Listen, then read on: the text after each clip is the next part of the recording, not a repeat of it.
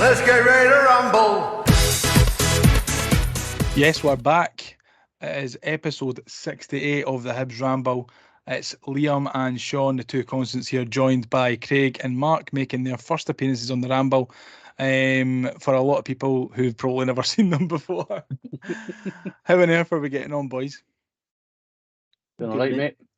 Good. It's good to see you, Craig and Mark. It's good to see you. I thought you had died or something. Good to be seen. Yeah. Nah, just been busy, mate. Yeah, just been chilling, killing $10 billing. Yeah, bagged a This hattie is it, yesterday though. Sorry about that. You what? Bagged a hattie in the Piemiership Oh, yesterday. in your Portsmouth team. Yep. For A hattie. Portsmouth, yep. School of the Blind, was it? No, mate.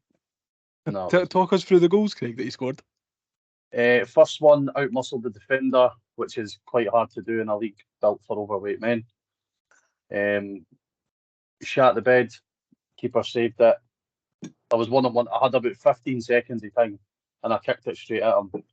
Parried it out. I slotted the rebound. Second was a wee weak foot Vladimir Dinkovic effort after a through ball. And then the third was just laces through it, top bin. Love that. So your first one was like Christian Doidge's first one at St Johnstone. Pretty Made much. Made an arse of the first one. Managed to slot home the... My second one was a peach though. Keeper came rushing out and I just dinked it over him with my left foot. Oh, I love Beautiful. that. Absolutely love Beautiful. that.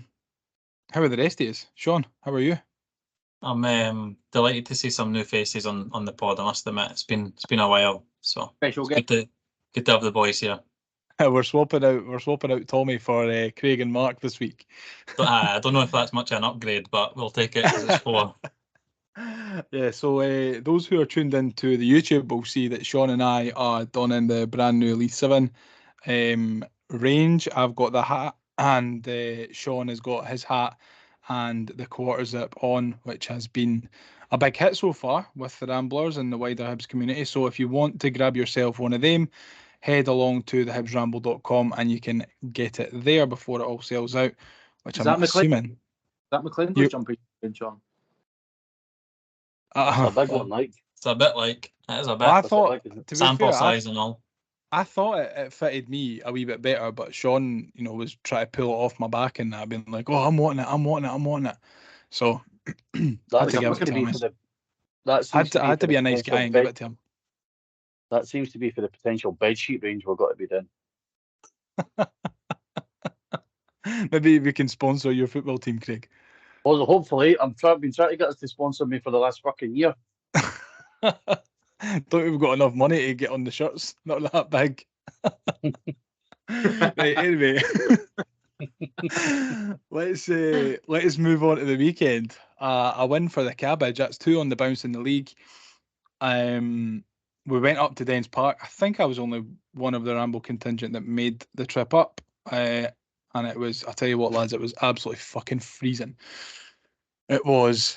I don't like going to Dundee at the best of times, but Dens Park, when you go to Dundee and then you have to go to Dens Park, it's kind of like, I don't know what it's kind of like, but it's better going to Tannadice. Dens Park is an absolute hole. It's a terrible stadium. It's not got any character. It's fully wee bams. I much prefer Tannadice, and the carrot is dangled in front of your eyes before you have to go into Dens Park, which is a bit shite. But an unchanged lineup. Mark, did you think that was the right call? Don't change your winning side and all that? I think, well, first of all, I think he doesn't really change his tactics or his team often, which I quite like. I think we always moaned under Lee Johnson. He never knew his best team and he never knew his best formation. It's quite nice to see that he's at least picking the same shape and roughly the same starting 11 week in, week out. And then to add to that, we've beat, Kilmarnock at home. So I think the old saying goes is obviously you don't change your winning side. So I was quite happy to see, the same starting 11. Good to see that there's no sort of new injuries or anything like that as well. Yeah, Craig, Rocky and Will Fisher starting to become a bit of a formidable partnership in the middle of that defence. Do you think that this is the start of maybe starting to see Paul Hanlon being phased out a little bit? I think so. I was speaking to, I was in the office today and I was speaking to the boy in the office about it. and that how when you look at the sort of changing a lot of players since Montgomery's came in, it's now a case of, I think, based on recent performances, who starts with Rocky. You're almost looking between this. More often than not, it's going to be Fish, but Rocky would probably be your first choice centre half, and then you'd be choosing between Fish and Hanlon. So I think, and given obviously the fact that Lou Stevenson never even made the squad on Saturday either, whether that's injury or whatever, I do think that we're now seeing that sort of phased, maybe not phased decline in Hanlon, but it's going to get to a stage that it was like with McGregor, where it was like break glass if needed. Yeah, absolutely, and it's positive to see. I mean, Mark, you touched on it there, that under Lee Johnson we didn't really have a consistent team at any point really in his tenure, but I feel like getting the back four, back three, back five, whatever you play as a manager, solidified early on in your range, Sean, helps you build a good foundation and go forward for the rest of the team. So you got to look at that as a positive, eh? Yeah, completely agree. Listen, I would want a little bit more from Marshall at times, but at the weekend there he made a lot of good crucial saves. And I do feel like with a starting 11, we need to have a little bit of consistency. Like Mark already said, the formation and the way that we're applying our tactics appears to be the same throughout the whole squad from back to front. So yeah, a little bit of consistency and a little bit of good defensive shape is what we've needed for a long time. Exactly. I have to eat my hat with Rocky, I must say, because I don't think there's been many people that have been more critical of Rocky than I have. And I even said when Monty came in and he was starting to sort of dabble with playing Rocky, and he was sort of rotating between Rocky and Hanlon, and he was just getting used to what he's best 11. You know, I made the statement that, why are you playing Rocky? Hanlon is the better player. Paul Hanlon's not great, but he's far better than Rocky. And since that point, when you take Rocky out, we actually look like a far worse team. I think what was the game? Ross County at home. Ross County. Rocky was absolutely superb. He's really spoke about on the podcast, but he was absolutely superb. And then he comes off, Paul Hanlon comes on. I think Paul Hanlon's first touch was a VAR handball check, and then we just looked. The defence looked uncertain. Taking away a centre half in the middle of the game is poor anyway, but taking Rocky off, Hanlon came on. We looked so unsettled. We looked nervous. We couldn't get out at the back. So I tell you what, I like being proven wrong, and bloody hell, he hasn't have, because I think he's been under Monty one of our best players certainly. Yeah. To be fair, I think you could probably go through the whole team, that started on Saturday and look at the improvement that Nick Montgomery has made to their game. Obviously, none more than Jair Tavares, which we'll get onto in a minute. But the most glaring thing for me was the way that we're actually playing. We are playing with a system, a philosophy, a style that, again, under Lee Johnson was just different game to game. It was like a tombola. I don't think he knew at the best of times what he was wanting the players to do, and that obviously rubbed off on the players so that they didn't really understand what they had to do on the park. But again, we're looking much more comfortable with this playing out from the back. And it worked really well on Saturday, actually, because Dundee had their back five, their back three, whatever you want to call it, with their wing backs pushing on. And the way that we moved the ball about in our defensive third at the start of our attacks really dragged those wing backs out of position and allowed Boyle, Campbell and Jair to get in behind. Campbell and Boyle were kind of interchanging a little bit. One was in the 10, one was out wide, and then they were swapping. Jair was always out on the left, but I thought that was where we were getting a lot of our joy at the weekend. But Sean, for all the games that Nick Montgomery's been in charge of, you can see that is the way that he wants to play. He wants to force that ball down line. Yeah, I've been banging on about that since he kind of came in, that that's how we were going to set up and that's how he was going to look to play. And when people were a little bit unhappy with him in previous games in the last 3 or 4 or 5 weeks, I've always been reiterating that, listen, it's going to take time. You've got little phases he play, little passages he plays playing out for the back, whether it's from the centre half into the wider areas and then back into the middle. I think our first goal at the weekend absolutely sums up what we're trying to do in regards to bring the opponent into a false sense of security where they can come on to us and try and press us a wee bit, and then whether it be a quick 1-2 or a ball in behind or a ball over the top, or like Jair, a little bit of skill on the half turn, which he was absolutely frightening from every little clip that I've seen for the weekend. Just kind of sums up where we're at the moment, the way that he's playing as well. Absolutely. I mean, and Craig, at times it is a little bit heart attack Hibs, but are you starting to see improvements in playing that way? I'd say so. I think the goal, like to take Jair for example, as the weeks have gone on since Montgomery's introduced him back into the fold, his influence has grown week by week by week, and I think that sort of goes hand in hand with what Mark was saying about Rocky as well. Like the difference in having a manager who we'll know it ourselves, right, for where we work. I work better for somebody who's nice rather than who's an arsehole, right? It's clear Johnson was what's so funny. Try to compare you fucking working wherever you work with. No. What I'm trying to say, like with Jair, it's clear that somebody's putting an arm around them and no being an arsehole towards them. If in any line of work, if your boss is an arsehole, you're going to be less motivated to work. So is your boss putting his arm around you and going, Craig, it's all right, you can do these spreadsheets. You can do those spreadsheets. You do them well. You fucking, you know what I mean. And Jair and Rocky have been the two players probably who you would have thought would have been at the lower end getting a chance in the team. And you could argue that the two of them are now two of the first names on the team sheet. You would probably say that, eh? And the way that we're playing is really suiting Jair's skill set as well, I think, because he doesn't have searing, he doesn't have like Boyle-esque pace, but he's really quick, as Sean says, on the half turn. And over that short distance, it's almost like he's over those 10, 15 yards. He's not a great sprinter, but he's got great acceleration.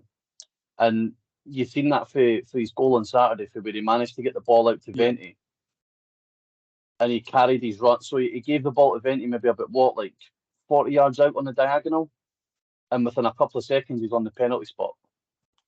And I just think that goes to show the level of trust that the manager is putting in these players.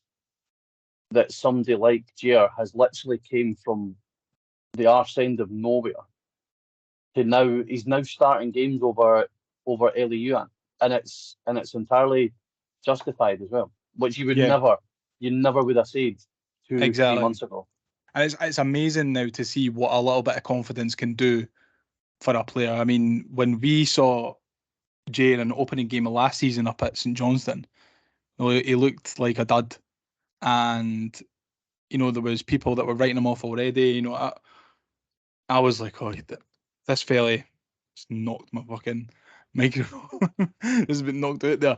There was folks saying, and myself included, I didn't think he was good enough back then. No, but I'm like Mark, I'm delighted to have been proved wrong. And I think since Jair's came back into the team under Nick Montgomery, Mark, a lot of people have made said a lot of nice things about him, about his performances and stuff.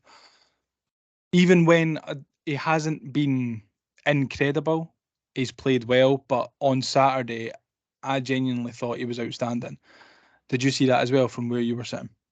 Yeah, absolutely. And I think look, football's the old cliche that football's a very fickle game. And, all it took was a few bad performances. Lee Johnson at the time didn't fancy him, essentially said his time at the club was done, blah, blah, blah. And obviously the fans, because of that, turned on him. And I think that's why what Lee Johnson did is so criminal, because what the manager says and the manager's actions goes a long way to the fan opinion. If Lee Johnson had maybe been a little bit more, it's going to take time, he's going to be our player, then maybe the Hibs fans would have laid back, took the foot off the gas a little bit with him. And then you see, right, one of the first things Nick Montgomery does when he comes in is he puts Jair Tavares on the bench and he puts him in the squad, he puts him in the start 11. He comes out and does media and says how good he's been in training, how much of a top player he is. And before he had even kicked the ball, you started to see whispers of Hibs fans saying, "Oh, he must be good. He must be showing something. He must be showing some sort of quality in training." And then the fan opinion just starts to slowly turn just based on what the manager's saying. Exactly. Not only that, And that's only because his name's listed on the bench. yeah, exactly. Kelly. Not only that, he gives the boy confidence, and he obviously comes on, puts in. He wasn't great at Kilmarnock away, but then he obviously. What was it? He'd had like a year out. No, Yeah, hadn't he played? He's had a couple of Not even for the dev squad.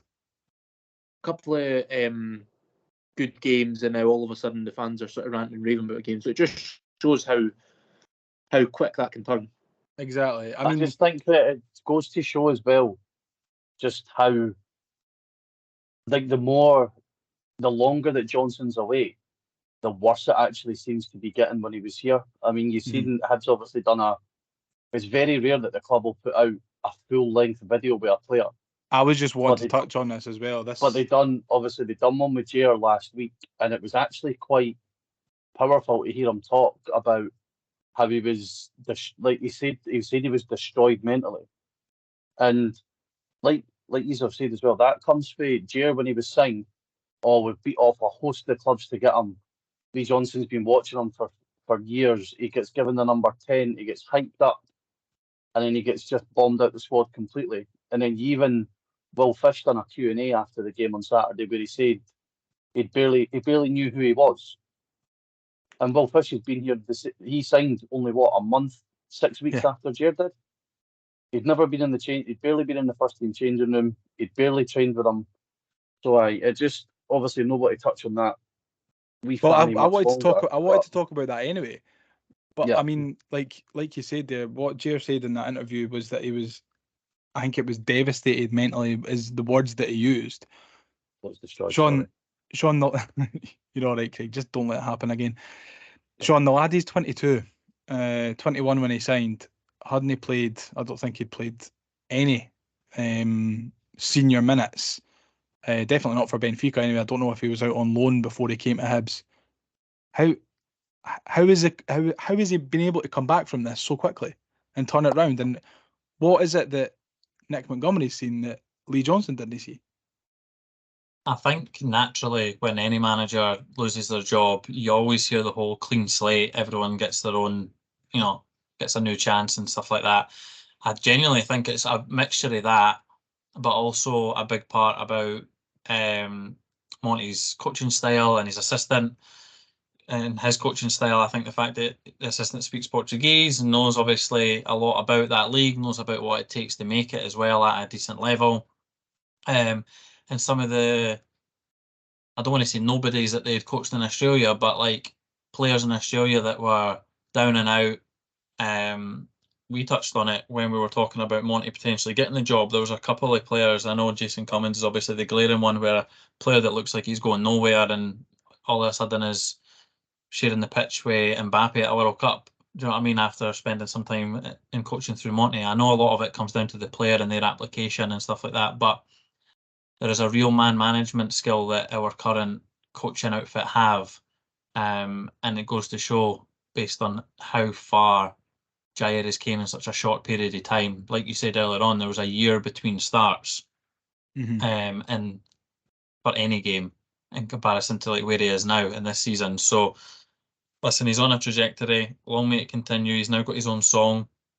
I did like that he was able to take his finish really well at the weekend. And I know we're obviously touching on Jair at the moment, but for me, the work rate that Dylan Vente again put in at the weekend was tremendous. A lot of off the ball work, and every clip that I've seen plays a very, very good ball in the middle. And listen, Josh Campbell needs to get a lot of praise for, don't know if there's a shout for Jair or just Josh knowing that he's running in behind him as well to allow him to take the finish. So it seems like it was a well rehearsed and well scripted sort of move. It just goes back to show the passages of play that we're talking about. It's not just passages of play playing out for the back. It's making our way into midfield, and then it was absolutely no surprise that Jair, drove into the middle of the park after he played the ball, and there's no surprise that Dylan Vente went out wide. So we've given obviously Rocky a lot of praise in recent weeks. Jair's getting a lot of praise. Josh Campbell needs to get a fair amount of praise as well, considering he was out in the middle of nowhere 3, 4, 5 weeks ago, and Yeah, he's exactly. played a vital part in the last couple of games. I mean, we spoke about that, didn't we, Sean? I was a little bit heartbroken because I wasn't sure if there was going to be a space for Josh Campbell in a Nick Montgomery Hibs side. But listen, I was going to just go on and talk about the goal there that Jair scored, but you seem to have done my job for me, so I will move on.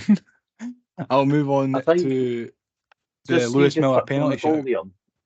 See, What's just that? touching on the goal. I think with the goal, it shows that you didn't need to be fanning about on the edge of the box with it as well. It's Yeah. literally a pass with Jair out to Venti back in the box. Like, it goes for the halfway line to It's the not back always of going the to net work like that, though, Craig. in about 3-4 seconds. And I think that's a key component in the way Montgomery wants us to play. He doesn't want us arsing about, passing it from side to side. He wants direct box entries, and obviously that's how we got the goal.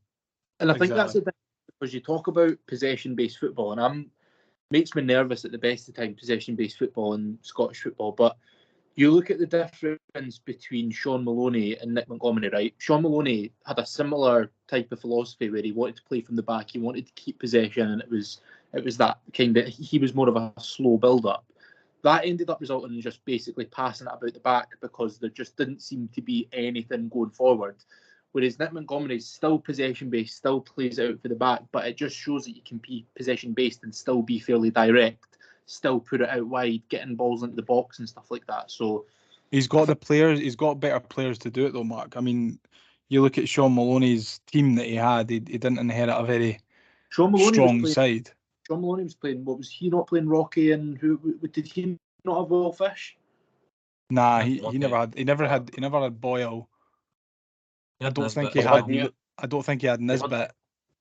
He had Newell, though. He had Campbell. He had a lot of the players that we've got still. Regardless of who he had, it was still, you could still see that they had no clue going forward. They played that about the back for nearly night. I think there was one time we played Celtic at Celtic Park and got pumped, but we had more possession in them. But all right, that looks great. That looks great on a stat sheet, but when you're just passing about the back constantly, it means nothing. So I think he's remember given. that game. That was the game that Chris Mueller was on the bench for the first time. We were all chanting USA, USA. The Celtic fans thought we were slagging their Japanese players about Pearl Harbor. I remember that. That was outrageous. That was the tweets that they were sending on Twitter after the game. Me and Mark were sitting on the bus on our way back. Like, that is absolutely outrageous. How have they drawn that conclusion from us going USA to Chris Mueller? Anyway, we're off on a tangent. Let's jump back to Saturday. The Lewis Miller penalty shout. Listen, there's been a lot of talk about VAR this weekend. Again, Sean, me and you have had lengthy conversations the last few weeks about the implementation of VAR and what is and isn't given, the consistency that definitely isn't there. Just going on, ignore all that, what we've spoken about in the past. You look at that incident on Saturday for Lewis Miller. Do you think it's a penalty? Yes, I do. And don't worry, I'm not going to talk about VAR because I've made that very, very clear. And we've said it's all about the inconsistencies and that's the problem. But yeah, the actual incident on its own, yes, that's a penalty. It's just frustrating that there's more obvious ones that weren't given this weekend and less obvious ones that were given. But that's all I'm going to say on the matter. And I think mean, that's again, probably it. I think it would be silly not to talk about just the incidents in question. Obviously, the Lewis Miller one on Saturday at Dens, the Alan Forrest one at Tynecastle against St Johnstone, I think are both penalties. I don't think either were looked at. Definitely the referee didn't go over to the screen, didn't look like he was having a chat with the VAR room anyway. And obviously the Rangers penalty yesterday, which in my opinion is a penalty. But the fact that it's then checked, it seems like the softest out of the lot, and it's gone over and he's getting it checked. Mark and Craig, I'll bring you into the conversation here because you haven't been on the pod the last couple of weeks when we've had these chats about VAR. But like, how can you then respect what the officials are doing, Craig, when the inconsistency is so glaringly bad? Yeah, they're making rods for their own back, especially with that thing that came out during the week and said there's only been 3 instances that are, was it they checked like 470 odd reviews, and Yeah, there's only something like been three that have been found to be incorrect, and 2 were for a previous Dundee game, I think.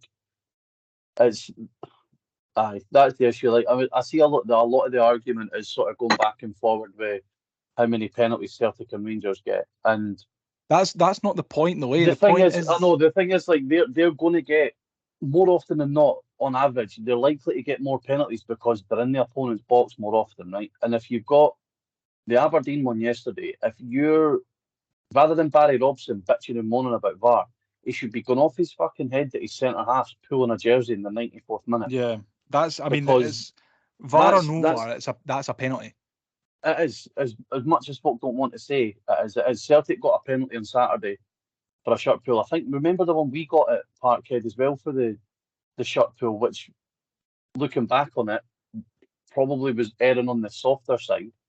Yeah, But definitely. when they're taking the chance in the box, it's the level of inconsistency. Even, you go back to last season, like Jimmy Jego's red card up at St Johnstone that was immediately rescinded the game after. Not to sound like sour grapes, but I think we've been the club that's generally not benefited from much in the way of VAR since it's been implemented. I don't know if there's anything that can sort of back up that tinfoil hat that I've got on, but it's the level of consistency. There was a piece that I'd done at the end of last season, Craig, where there was 14 VAR incidents, and I really, really don't want to get into it because I fucking sound like a boring bastard after the last 3 or 4 episodes always talking about VAR. Yeah, exactly, Liam. But yeah, I agree with everything that Craig said there regarding Barry Robson being more annoyed at his own player more than anything else. I know but then that it does play to the point that if it's at the other end, does it get given?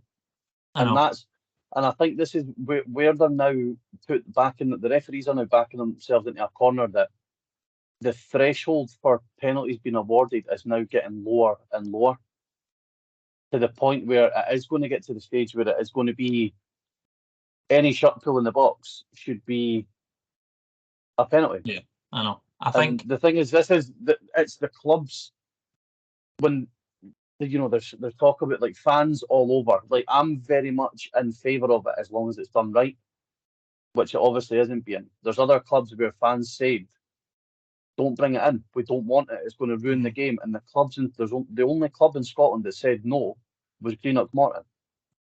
Every other club said they wanted it brought in. So I mean, it's, for me, it's on the clubs to force. It's on the clubs to force the reform, force the change, force a better implementation of it, because ultimately it's the clubs that decided they wanted it.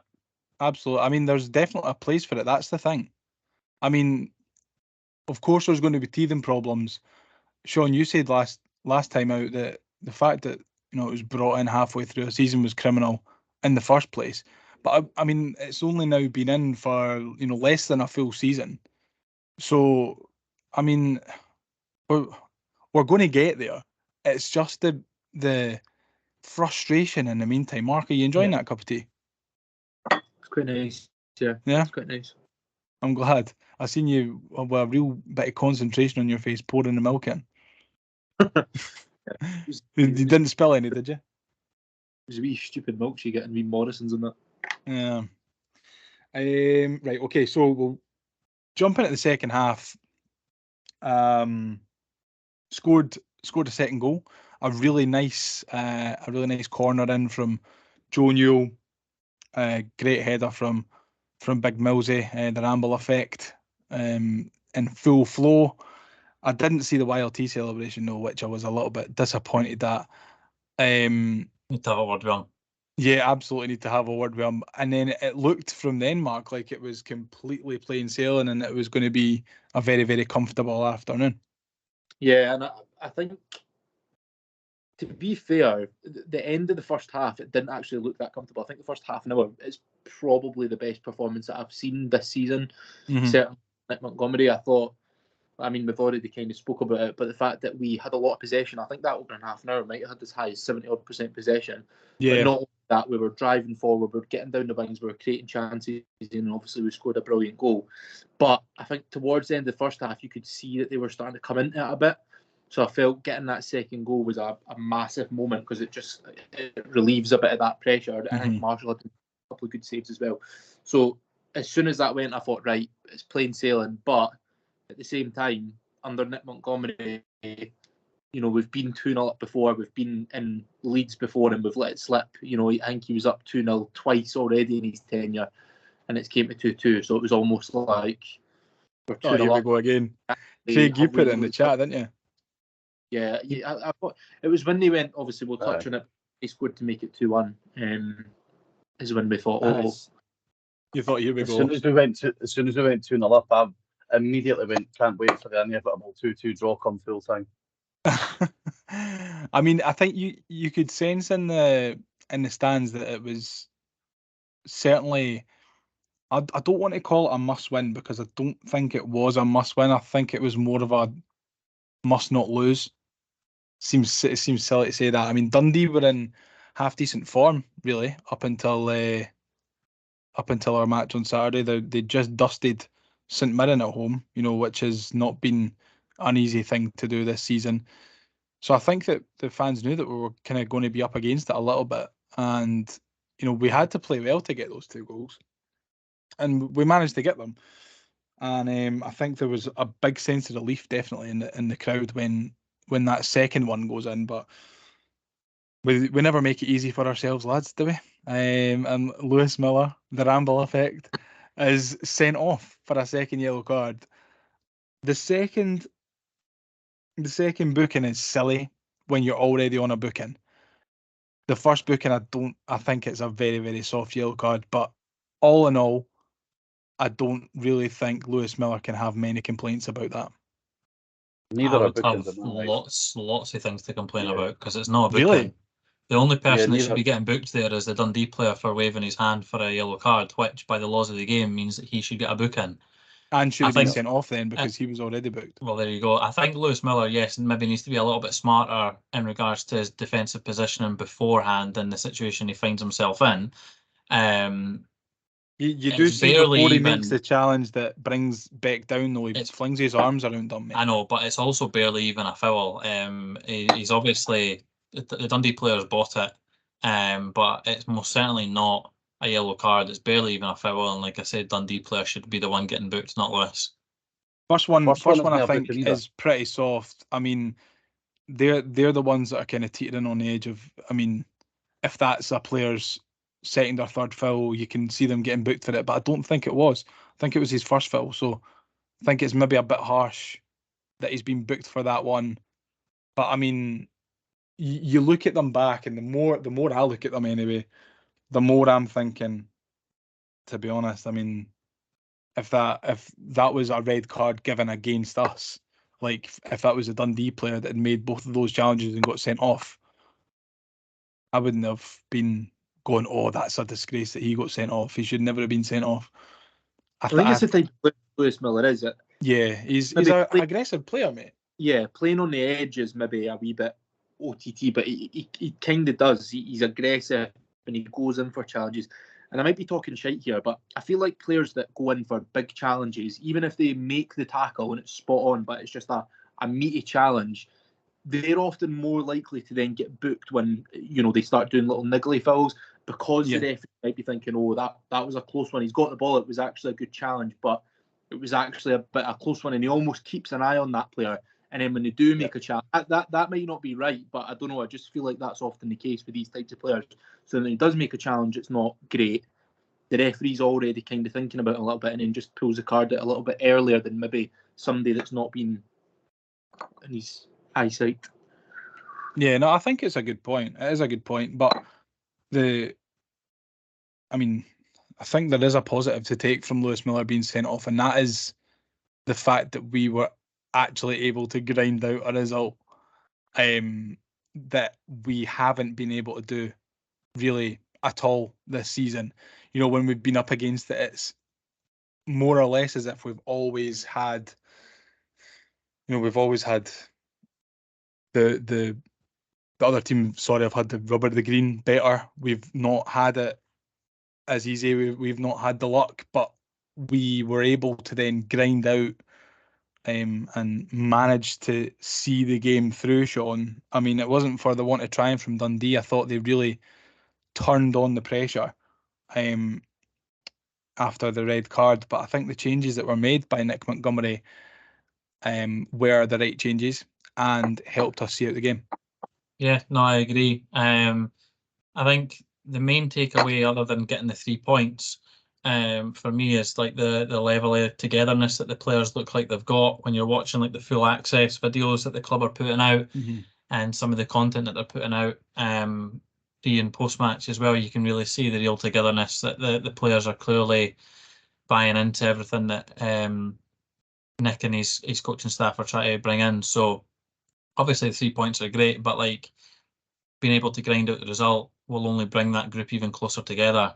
The changes, I think, were the right changes at the right time based on what we were looking for, especially with like Doidge coming on and stuff like that towards the end, and Paul Hanlon replacing Venti, stuff like that. I think that just goes to show that we're maybe starting to get a little bit more quality on the bench, or a little bit more of our normal regulars, so to speak, back and involved. I think we've now played 10 league games under Monty, and we've only lost one, which was to Rangers. I think, I could be wrong, I think it's maybe just Motherwell and Livy that we've maybe not played under Monty. So to only lose one game in the league under Monty's tenure, and considering we've chucked away a decent amount of points and 2 all draws, just goes to show that we're definitely on the right track. Yeah, I think that's I've not played, Sean. Aberdeen. It was, remember, Gray we beat them under Gray up there. Oh, sorry, we've played somebody twice, haven't we? Has it come on? We've played twice. We've played someone twice. We played Kelly Aye. twice. Kelly was Montgomery's first game. Mark, just finally on on after the red card, we've spoken about it in the past that Monty didn't really seem to have a plan B, or was able to kind of modify or change, in game to suit what was going on in the game. But I felt like he did change it, he did modify it, and there was clearly a plan B there to kind of shut up shop and try and limit Dundee to very little. What did you think? Yeah, I think in terms of not having a plan B, it's more like if we're going through a game and we're maybe looking a bit limp and we're not attacking much, I just hope that he's got a bit of a plan B, whether it's to be a little bit more direct or whatever it is. But I think with this one, it's more just getting that monkey off the back, because I know that they've got a good mentality, but the players and Monty must have been thinking, here we go again. 2-0 up, it's now 2-1. Dundee kind of putting a bit of pressure on. If they had managed to get that equaliser, it just would have added to it. And the next time we're in that position, the players would have been thinking, here we go again, and it just makes them more nervous. Whereas the fact we've managed to get that result, next time we're in that position, or next time we're having to maybe defend a little bit more, it's not going to be in their mind. They know they can see it out, they know they can grind it out. So I think that result is, for that reason, is maybe a little bit bigger than the 3 points. It just it gets that. It's going to build so much confidence in that group of players. I mean, like the new players that we've brought in, you look at Dylan Levitt, Jordan Abita, they must be taking a lot of confidence from that result, given how we've played in other games where we've been 2-0 up, or we've been 2-1 up, or whatever. They must be taking an awful lot of confidence from it. And you can see game by game, Obita's getting better. Dylan Levitt's looking like a really handy player in the middle of the park, looking like someone you can really depend on to pull the strings. But apart from Jair, the player that really stood out to me on Saturday was David Marshall. We've given him a bit of a hard time on the pod this season. Thinking maybe he's on his way out, trying to hang the gloves up. But I thought on Saturday he was absolutely superb. If it wasn't for him, then it really could have been a draw or a Dundee win. Sean, a couple of really, really good saves from him. Yeah, like I said earlier on in the episode, like I feel like in recent matches I've maybe wanted a wee bit more from him, or we've maybe needed something a little bit different, or maybe to be freshened up in goal. But yeah, the weekend there, it just goes to show that at times when called upon, he can deliver. And in the last couple of matches, he's certainly delivered some big saves in big moments when realistically he's not had too much to do. Yeah. I mean, it just shows you the kind of level of professionalism, the level of concentration that he still has, even at he's pushing 40 mark. I mean, he's no spring chicken, and he's still got that that know-how, that about him, that, you know, even when he's not being called upon an awful lot, he's able to make those big saves. Yeah, I don't think it's been doubted that he's a good goalkeeper. I just think a lot of people maybe thought he was past it, and he just needs to find a wee bit of consistency, because there's some weeks where his distribution is spot on, and there's others where he's too slow and just doesn't really do much. There's some weeks where his shot stopping, like against Dundee, is absolutely superb, and he's a brilliant shot stopper. And then there's other weeks when he just lets in goals that he shouldn't be letting in. So he just needs to try find that wee bit of consistency going forward, which I know it's difficult to do. I think at that age, I think, you know, you are going to maybe be more prone to making mistakes and stuff like that, and maybe letting goals in that you wouldn't have a few years ago. But I just hope that you can find that wee bit of consistency. Absolutely. And just to wrap up on our trip to Dens on Saturday, I've got a wee Piemiership update. Which pie is the best in the pie review? Which pie is the best in the pie review? Right. So I had a chicken curry pie at Dens Park on Saturday. I tell you what, it was okay. Like it was fine. It did the job. But I will give you my breakdown in scores now, gentlemen. So the temperature was a 5, but that was only because it was terribly cold outside, and it really did warm me up. And I did say to Emma when the stream started, I was like, it was Boyle that was on the screen, just kind of rubbing his hands together, and I just turned to him and I went, "It looks absolutely fucking Baltic up there."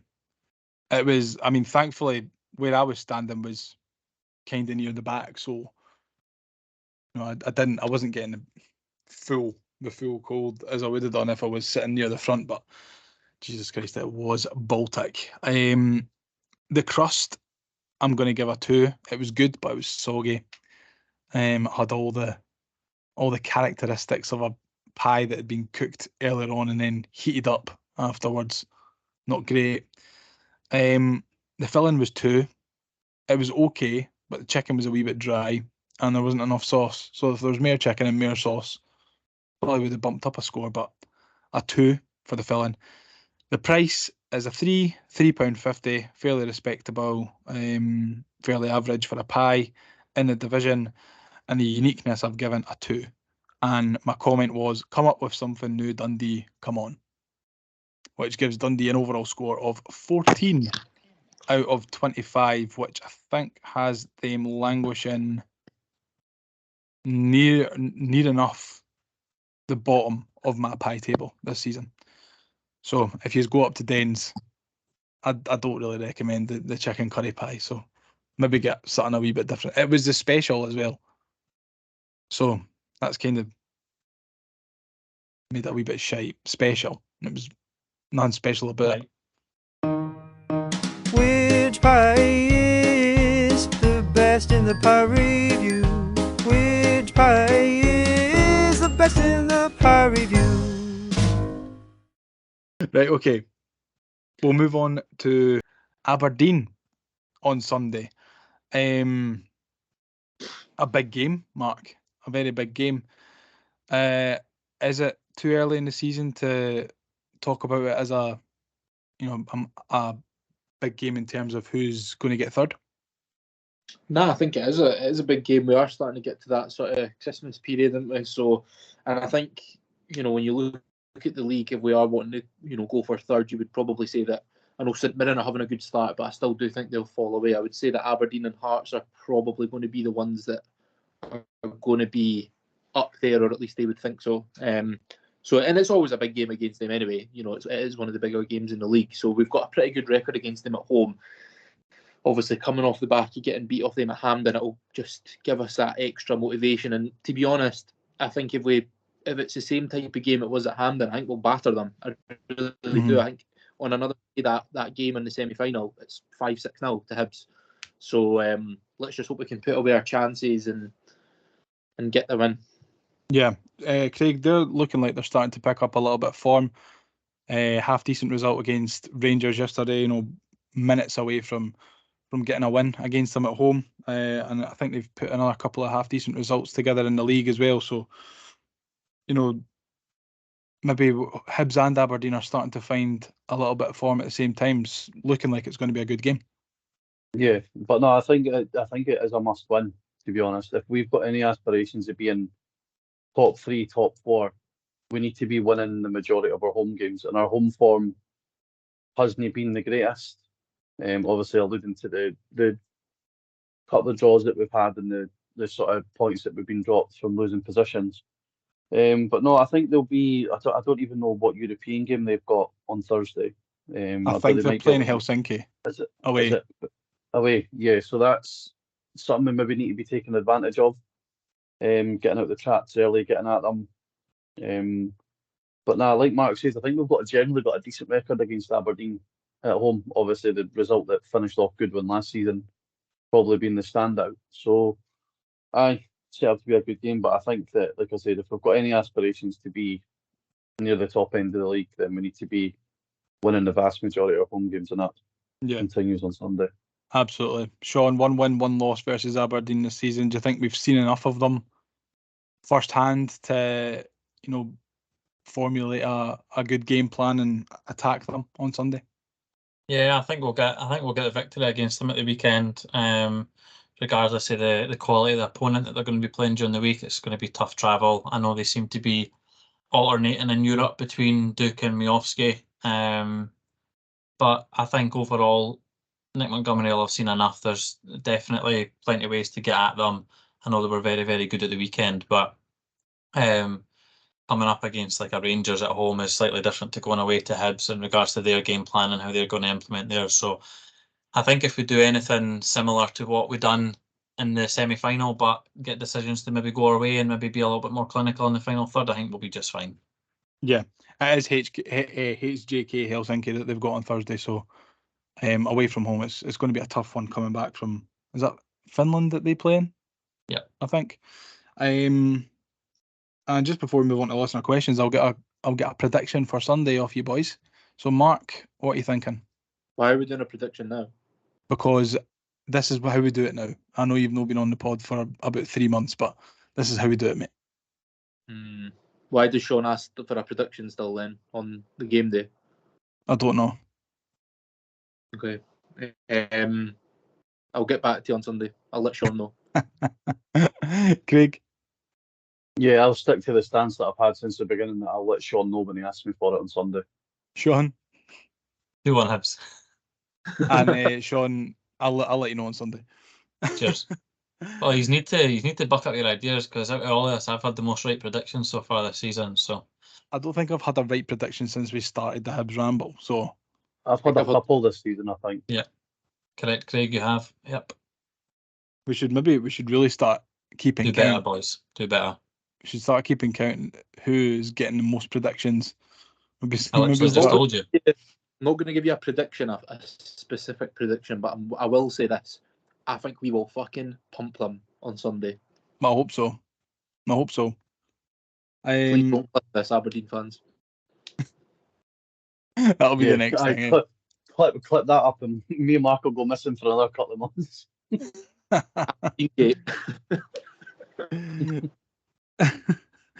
Right then, lads. We will move on to the listener questions. Now it's time to answer the Hibs Ramble listener questions. Okay, so first up, John McIntosh, as always. What's for dinner? I am having Parma ham ravioli and a cream garlic sauce, and I am starving. I can't wait for it. Wow. A wee ciabatta on the side as well, by the way. Just saying. Just scoop up the rest of the sauce. Mark? I had a fish pie, which had a boiled egg in the middle of it, which that's rank. I was. It's so English, isn't it? English people just fucking put boiled eggs in everything. Did you expect there to be a boiled egg in it? No, I just ordered a fish pie, and as I dug into the middle of it, there was a boiled egg just sitting there. How confused were you?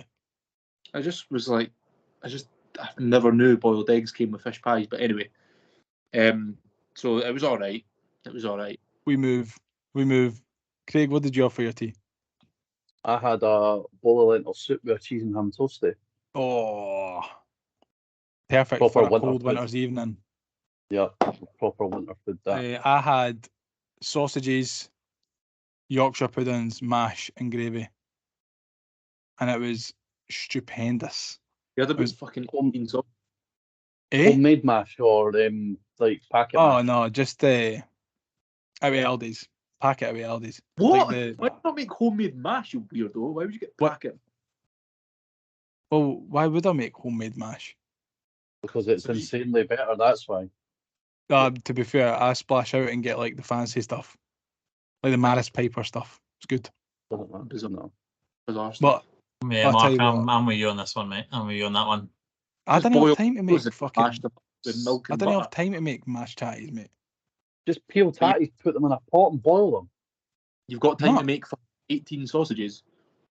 It was actually. To be fair, I had 4. Megan had 2, and I put 2 on for the cat. Because Fair enough. I'm a good guy. I'm a good guy. I can't eat 6 sausages, lads. That's barbaric. Keep telling yourself that. Mate, I can't eat 6 sausages, I promise you. Next up, we have got Gav Dick, and he's asking, when's Jake Doyle Hayes back? As Monty has turned around Jair's Hibs career, surely it will be easy enough for Monty to turn around Melkerson and McCurdy's career at Hibs. I'm not too sure if he's meant to ask when's JDH back as well, but Yeah, I've not got a cheers clue for when that, he's back. Gav. I see things still haven't changed. I've not been digging him out for his spelling and his grammar and all that the last few weeks, so you'll be delighted to hear that. But I'm excited to see Melkerson and McCurdy coming back, to be honest. I think Monty will be able to. It's up Thank to you. them how good. If they put in the work, then they'll be good. But they need to put in the work. You can see what a bit of belief has done to Jair, so I mean, you're McCurdy has a whiff of Cummins at the Mariners for me with Montgomery. redemption story. Yep. Next up, And I just know it would make you the absolute happiest man in the world oh mate, if he scored at the famous. See if it was at the famous 5 end, and he turns towards the west. I know that would actually make you like happier than your marriage and the birth of your 2 kids.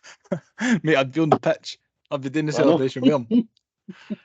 And then you'd be pointing up at me and doing it up to me. Absolutely, mate. Absolutely. Next up, Liam Riley, and he said overrated, underrated is on a winter break. But he's saying with Christmas fast approaching, what is your best or worst Hibs related gifts you've received on Christmas Day? That's a good question. So the best Hibs related gift I got was from my grandparents. It was this big massive like book, and it had like every single newspaper article about Hibs over the last like 70 years or something like that. You keep flicking through it, it's got like all the best results and all that. Obviously, like the 7-0 game and stuff. And the very last page is the game where we beat Hearts 1-0 at Tynecastle when Derek Radden got attacked by that junkie fan. That was so it's like you can just flick through it and see all the. It's so cool. You can spend hours just flicking through all the newspaper articles. That's the best gift I've got. Emma got me that for my birthday, I think. It's She cool. may have got me that for my Christmas. I got I can't really think of a shitey Hibs related gift. I've not really had Any shite ones. calendar ever. Yeah, the calendars are pretty pish. I always used to get the it's shitty a players on my calendar. birthday as well. Yeah, I would always get like Jarkovis, What's the book you used to get? It was the like the annual or something. annual. Yeah, those two are by far the worst I've had. Like, It was just I generic. made a hint to Emma about what a thingy Hibs tops, and the 96-98 purple away top was like a late Christmas present a couple of years ago, so I'll go with that as the best one. Because she knew I'd wanted it for so long as well, the purple one. Yeah, I think the best one that I've had was in 2016, Christmas 2016, and I got like a wee replica of the Scottish Cup with the green and white ribbons and that on it. That was pretty cool, but I've got no idea where it is now. I The got thing is, can we really get shite gifts if it's Hibs? Like, if it's Hibs related, like, I'll laugh anything up. Nah, me too. I'm an absolute cuck when it comes to that. Yeah. Give me anything with a Hibs badge on it. That's that. About 4 or 5 years ago, I got a package through the post. Near like return address or that on it, and it specifically said like not to open it until Christmas Day. So I was like, all right, okay. Didn't recognise the handwriting or anything like that. Opened it on Christmas Day, and it was the 89-91 away strip, immaculate condition, looked like it had never ever been worn. Like there was no stains, no pulls, no threads. Sponsor was immaculate, like gleaming white. And to this day, no one has owned up to sending it to me. It was me. None of my family on my mum's side or my dad's side, family in Australia, Chloe's mum and dad, family, whatever, not a soul has owned up to sending it. Wow. So that is by That's far some the gift. by far the best present I've had. Hopefully by you opening up about that on this pod, then the guilty party will step forward and reveal themselves once and for how long ago was that? It was either 2018 or 2019. I want to maybe say 18. Wow, that's a long time to keep a secret as well. It's Hopefully first time I'd owned the shirt as well. So I'm invested in this now. I hope we find out who sent it to you. Next up is Billy, and he's asking, did anyone try the Bab's chicken pie? I don't know what the Bab's chicken pie is, Billy, but I certainly didn't have it. I can't imagine any of yous had it over the weekend. Based on what Billy puts in the group chat, I'm trying absolutely nothing that he recommends. Fucking food. The food presentations are shambles. They presented what looked like a tinfoil filled bit of sick last night. It was fucking disgusting. Nah, I mean the guy's food choices is absolutely humdinging. Terrible. Absolutely hopeless.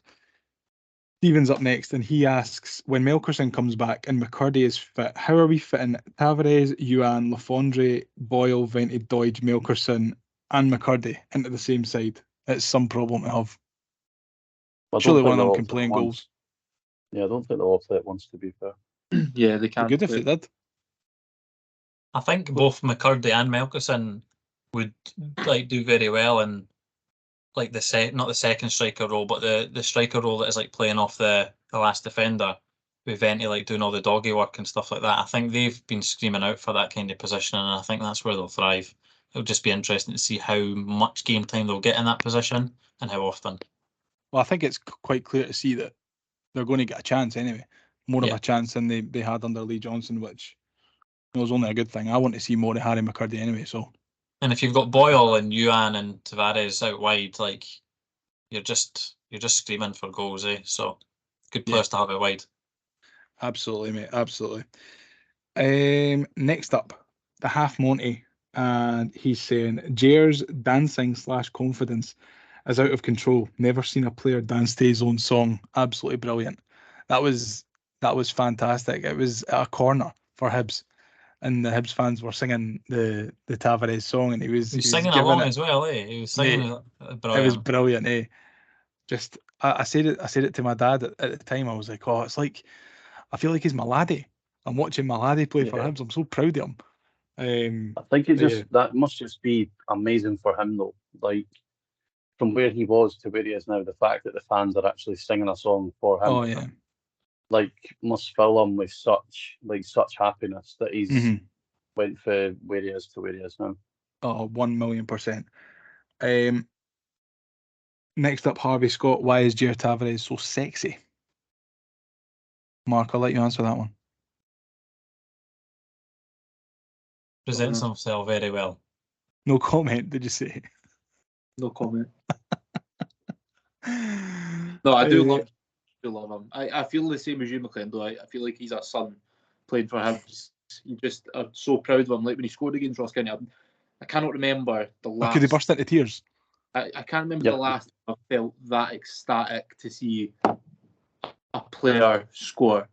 like in terms of just sheer like buzzing for them rather than buzzing for Hibs scoring. Yeah. No, it was. You could feel it in the stands, like the love that was going towards him. I mean, and you could see that he. I mean, there's not an awful lot of times where you can see the players kind of interacting with the fans like mid-game and like trying and like appreciating like what like if the fans are singing your name or that. You don't see an awful lot of the players, you know, kind of acknowledging that. But Tavares looked like he was loving every single minute of it, and that is, you know, I mean, what we touched on it earlier on, but I mean, what a turnaround from a boy who looked like he didn't enjoy his football at all to then playing. I think he played the full 90 on Saturday, didn't he? Playing the full 90 and, you know, looked like he loved every second of it. You know, it must be brilliant for him. I mean, as well as scoring goals and playing really well, just enjoying himself in a new country, being a young laddie. I mean, you've got to hand it to Monty. You know, giving him a wee bit of a new lease of life. Haley's asking, how cold was it? And Hibs fans were fighting amongst themselves again. Thoughts? Now, I didn't see the fighting that was going on between the Hibs fans, but I read about some of it, and to be honest, I don't really want to get involved because I don't know what happened, but I can confirm it. It was absolutely freezing cold. Freezing cold. There was And fighting just in the a- Aberdeen semi-final as well, unfortunately. Yeah, there was, aye. There was, but I didn't care. There's loads of people who were a bit aggressive after the Aberdeen game, but I kept on saying that it's one of them. It was one of the games. It was one of the games, and people kept telling me to shut the hell up. Was it me? Did I tell you to shut the hell up? Somebody on the bus was like, "Oh, it's always one of the fucking games," and I was like, "Right, mate, fucking calm down. Who cares?" I wouldn't have told you to shut the hell up, Mark, because I thought it was one of them. It was one of them. It totally was. It was just one of them. Aye, it was. There's no other way you can describe it other than one of them. Absolutely, mate. Absolutely. Right, last couple of questions before we wrap up for the evening. We've got Christopher Black, and he's asking, I want to know your thoughts on the officiating we are on the end of. Seems to be week after week where we are denied some sort of decision, mostly penalties, and yet players like Miller are being booked for hee-haw. I mean, we could be here for another hour. The only solace I can take from it is it doesn't seem to just be affecting solely us at the minute. Mm-hmm. But we, like I said, I do think we have been on the end of more VAR decisions against us and not given to us than other teams. I think Hearts have been pretty hard done by the last couple of weeks as well. I mean, you look at the kick in the chest at Fir Park, and then the penalty again the non-penalty, sorry, on Saturday. I think if you're a fan of any team apart from Celtic or Rangers, you're looking at this season in particular and going, what on earth is going on? I think just because we're Hibs fans, we are seeing it as Hibs decisions more often than not, but it'll be happening to every single team. It's just the fact that the officiating is so bad and so inconsistent. Other team, but it just seems to be that I struggle to remember in like many times where an on-field decision has been overturned to give us something, whether it be a goal, a penalty, like a goal that's been given as offside on the pitch but then is overturned, or a red card overturned, stuff like that. Like I know there has probably been that, but it just feels like more often than not the decisions go to the other team and then they get the goal or the offside or whatever it is. The only one that I can think of is the penalty at Parkhead, where it kind of play went on for a couple of minutes and then it got pulled back. The ref went to the monitor and gave the penalty. That's the only one really I can think of that's went in our favour. But I mean, there will have been more. But just to wrap us up, finally, and I'll get all your takes on this, boys. Billy's asked another question. Thankfully, not about food this time. Similar to a lot of the other questions that we got this week. He's asked, can Monty get the best out of the other squad players? And he's listed off a couple of players that we spoke about already, but he's also put Noan Kenny and Dylan Tate. Do we think forgot about Noan Kenny. Yeah. Is it Shrewsbury? I'm not fucking acknowledging Dylan Tate because Billy's asked it. It's not happening, Billy. Get over it. Yeah, He's barely getting it for Hamilton in League One. pack it in. Billy's absolutely desperate for Dylan Tate to be a half decent player for Hibs, but he is rubbish. Absolutely rubbish. What about you, Mark? Kenny and Tate, future at Hibs? Well, Ken is young, isn't he? Yeah, he may have a future. Dylan Tate, I think it's probably time to call it a day with him, but Ken is young enough to still make something of himself. Yeah. No, I think if he can get a tune out of anyone, if he can get a tune out of a player like Tavares who look down and out, then I would imagine that these players will look to that and take inspiration and hopefully try and turn their Hibs careers around. And finally, just at the very, very end, I said that the last question was the end, but this is the last question. Colin McLennan, whoever that is, has asked, with the sad passing of iconic manager Terry Venables, who is your iconic manager? And I don't know if he means for Hibs or just like in general, but we'll go for just Hibs. Oh, okay. Who are you going to say? No, I just thought I was assuming he meant anyone, given that it was about Terry Venables, and not a passing of Hibs. I don't know. We'll go for your Hibs one and then tell us your all-time one. Hibs, I'm going to go with Sean Maloney. And all-time, I'll go with Sir Alex Ferguson, of course. Craig? Tony Mowbray for me, for Hibs. And just to be a bit different, the all-timer, I'll go the Don Carlo Ancelotti. A bastard, Craig, honestly. So I was going to say Big Don myself. I would have said Mowbray, so therefore I'll say Paul Heckingbottom. And I can't really look past, surprisingly, Jose Mourinho. I thought you I think Arsene Wenger is too much of an obvious answer for me. I think yous have taken all the good ones. I'm going to scrape the barrel. Definitely Jose Mourinho. Right, okay, I'm going to go for... Surely yours is Pep. Has to be Pep. I know, but that's boring, isn't it? So my Hibs one, I'm going to go with, if you want entertainment, go to the pictures, Bobby Williamson. I mean, it was between if you want entertainment, go to the pictures, or the Sharks worry about Monday, to be honest. Have you picked up that flag yet? No, I've a fuck, mate. Still in the shop. I've not got the bottle to go in. And all-time manager. It'd be easy to say Pep, but I think I'm actually going to say Arsene Wenger, to be honest, because I remember when I was younger watching that Arsenal team, and they were really very good, and I enjoyed watching them. Made me fall in love with football. So Arsene Wenger for me. What a great note to end on. Watch us get panned for our football knowledge because none of us took Pep. Yeah, probably. Pep's too obvious of an answer. Yeah, Pep is far too obvious. But if we said Pep, people would then be moaning that we didn't say Johan Cruyff or something like that as or well. Jurgen Klopp. I mean? Or Bobby Robson. Or Frank Rijkaard. Anyone else? Ange Postecoglou. Pat Fenlon. Steven They're all Gerrard. in the same. They're all in the same category for me.